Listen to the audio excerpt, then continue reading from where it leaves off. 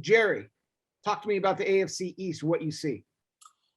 I think it's the Bills division to lose, right? I mean, they're the ones that are head and shoulders above, I think, all the other teams.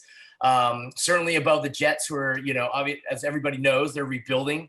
Zach Wilson looks promising, and there's some exciting players like Corey Davis, Elijah Moore, and Michael Carter on the squad, but it's going to be a long rebuild for Robert Saleh and company. As far as like the Dolphins and the Patriots, actually, they're going to be pretty close. I think, for the Dolphins, it's all about Tua Tagovailoa, right? If he improves, they're a playoff team, and he keeps his gig in Miami as a starting quarterback. If not, then calls will be made to Houston right away.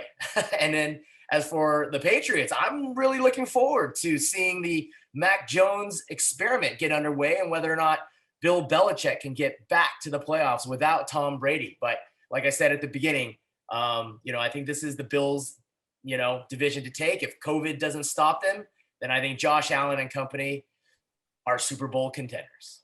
Jeff, how do you see the AFC East laying out with those four teams?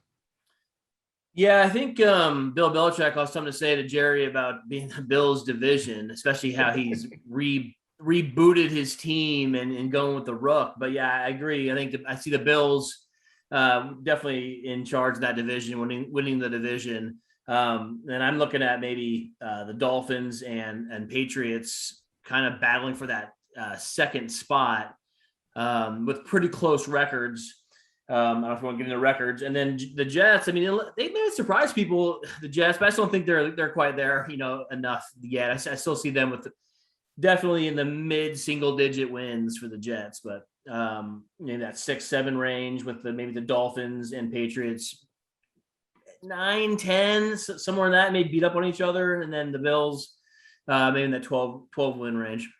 Yeah, I'm listing the Bills winning the division as well at 13-4. And I will say, just overall, you wouldn't think adding one game to the NFL schedule would cause such headaches, I guess, when you're going through these records, but all of a sudden 13-4 just seems odd. And 10-7, 10 wins used to be good, but now 7 losses, not so much. So I see it playing out. Bills at 13-4. I do see the Patriots getting into the playoffs at 10-7 with the Dolphins at 8-9 and the Jets 5-12. I agree with everything you said, and I really struggled going back and forth between the Dolphins and Patriots. The thing that kind of tipped it wasn't so much Mac Jones being the quarterback in New England. It was Tua in Miami. And I'm just not sold on Tua being the guy for the long run. But if the Dolphins get to late in the season, they used to talk about if you can get to December and you're, quote, in the hunt, you go on a little streak, you make the playoffs.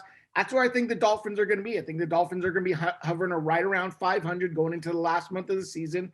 And it's going to take a couple wins that maybe people aren't expecting, like a win in New England, like a win in Buffalo. And I just don't see Tua being the guy that's going to be able to pull that out. So I'm saying Bills, Patriots are 2 playoff teams from the AFC East.